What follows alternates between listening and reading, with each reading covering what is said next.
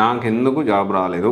So actually కొంతమంది students చాలా కష్టపడి మనము కోర్స్ నేర్చుకొని ఓకే నేను నా కెరీర్ని ఇలా స్టార్ట్ చేశానని చెప్పాను. సో దానికి సంబంధించి అన్న నీకు ఎందుకు ఇంకా జాబ్ రాలేదా సో అని చెప్పి మాట్లాడుతూ ఉన్నారు.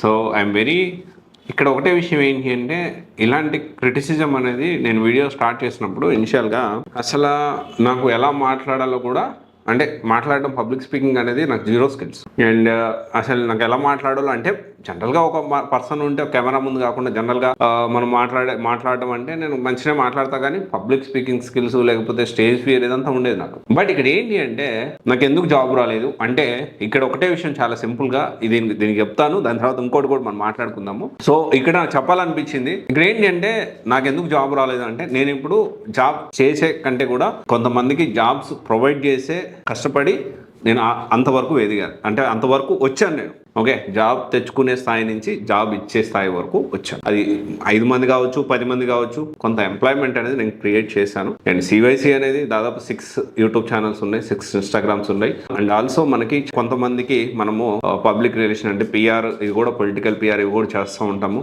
సో ఏం మాట్లాడాలి స్క్రిప్ట్లు కూడా నేను రాస్తూ ఉంటాను పొలిటికల్ వర్క్కి. సో నేను జాబ్ అంటే జాబ్ చేసే పరిస్థితి నుంచి జాబ్ ఇచ్చే స్థాయికి వచ్చాను. సో నాకు ఇప్పుడు జాబ్ అనేది ఇంకా రాలేదు కాదు, ఆల్రెడీ చేసి కొన్ని సంవత్సరాలు నేను చేసి ఆ తర్వాత 6 ఇయర్స్ అవుతుంది మనం సివైసి స్టార్ట్ చేసి. ఓకే అండ్ నేను చాలామంది సరే నేను పాజిటివ్గా మాట్లాడి నేను పాజిటివ్గానే చెప్తున్నాను. సో ఒకవేళ దీన్ని మీరు ఇంకేదని అనుకున్నా చాలామందిని చాలా క్రిటిసిజాన్ని అన్నింటిని దాటుకొని మనం ఏడాదాకా వచ్చాము. That's okay, I'm okay with it. కాకపోతే ఇక్కడ ఒకటే విషయం ఏంటి అంటే చాలామంది నాకు ఎందుకు జాబ్ రాలేదని బాధపడుతూ ఉంటారు. కానీ ఇక్కడ చాలామంది చేస్తున్న మిస్టేక్ ఏంటి అంటే నాకు ఎందుకు జాబ్ రాలేదు అనే కాన్సెప్ట్ పక్కన పెట్టి కంపెనీ రిక్వైర్మెంట్ దగ్గర మనం నేర్చుకున్నామా లేదా అనేది ఇంపార్టెంట్. జనరల్గా జాబ్ అప్లై చేస్తున్నారు అంటే ర్యాండంగా జాబ్స్ అప్లై చేసుకుంటూ వెళ్ళిపోతూ ఉంటారు. కానీ ఇప్పుడు ఒక విషయం మనం అర్థం చేసుకోవాలి, జాబ్ అప్లై చేసేటప్పుడు కంపెనీ ఏం ఎక్స్పెక్ట్ చేస్తుంది, కంపెనీ జేడీలో ఏముంది, దాన్ని మనం ఎంతవరకు ఫుల్ఫిల్ చేయగలుగుతున్నాము, దాని రిలేటెడ్ ఇంటర్వ్యూ క్వశ్చన్స్ ఎలా ఉంటాయి, మనం ఎంత ఎక్స్పీరియన్స్ తోటి వెళ్తున్నాము, ఆ ఎక్స్పీరియన్స్ తగ్గట్టు ఎలాంటి ప్రాజెక్ట్స్లో ఒక ఎస్టిమేషన్ అనేది ఉండాలి. ఒక ఎస్టిమేషన్ వేసుకొని సో దాన్ని బట్టి ఎవ్రీ ఇంటర్వ్యూ ఈజ్ డిఫరెంట్.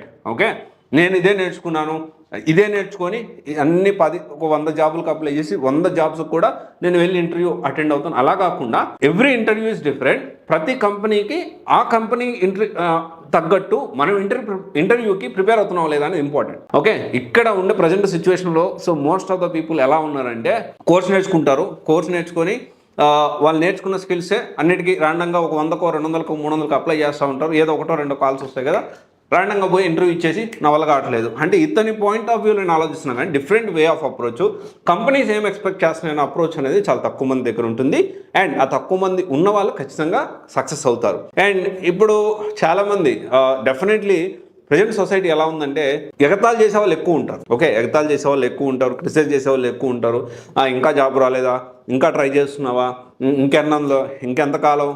ఇంకెంతకాలం. సో ఇది బయట వాళ్ళు ఎంత అంటారో మన పేరెంట్స్ కూడా అలాగే అంటారు. కాకపోతే బయట వాళ్ళు అనేది ఏంటి అంటే మిమ్మల్ని క్రిటిసైజ్ చేయడానికి అంటారు, ఎగతాళి చేయడానికి అట్లా అంటారు. మన పేరెంట్స్ ఏంటి అంటే బాధతో అంటారు. ఈ రెండు డిఫరెన్స్ మనం అర్థం చేసుకోవాలి. ఓకే సో జనరల్గా ఇలాంటివన్నీ అవుతూ ఉంటాయి. బట్ ఒకటే గుర్తుపెట్టుకోండి, జాబ్ తెచ్చుకోవడం చాలా చిన్న విషయం. ఒక కంపెనీ తగ్గట్టు స్కిల్స్ నేర్చుకొని జాబ్ తెచ్చుకోవడం అనేది చాలా ఈజీ. సమ్ టైమ్స్ నాకు కూడా అనిపిస్తూ ఉంటారు, అరే ఎవ్రీ మంత్ కొంతమందికి ఎంప్లాయ్మెంట్ క్రియేట్ చేసాము, మంత్ రాగానే ఎవ్రీ మంత్ 10వ తేదీ కాగానే అందరికి జీతాలు ఇవ్వాలి. ఎందుకంటే అంటే ఆ శాలరీస్ ఆ పర్సన్కి ఇచ్చినట్టు కాదు, ఆ ఫ్యామిలీ కూడా డిపెండ్ అయి ఉంటుంది. సో ఇలా ఒక ఎంటర్‌ప్రెన్యూర్గా లేకపోతే ఒక బిజినెస్ మనం చేస్తున్న పర్సన్గా జాబ్ తెచ్చుకోవడం చాలా ఈజీ, జాబ్ చేయడం చాలా ఈజీ. అంటే డెఫినెట్లీ బిజినెస్కి ఉండే అడ్వాంటేజ్ బిజినెస్కి ఉన్నాయి, ఫ్రీడమ్ ఉంటుంది. సో అంటే మనకు ఒక టైం అనేది ఉంటుంది, మన పర్సనల్ స్పేస్ అనేది ఉంటుంది. బట్ రిస్క్ కూడా అలాగే ఉంటుంది.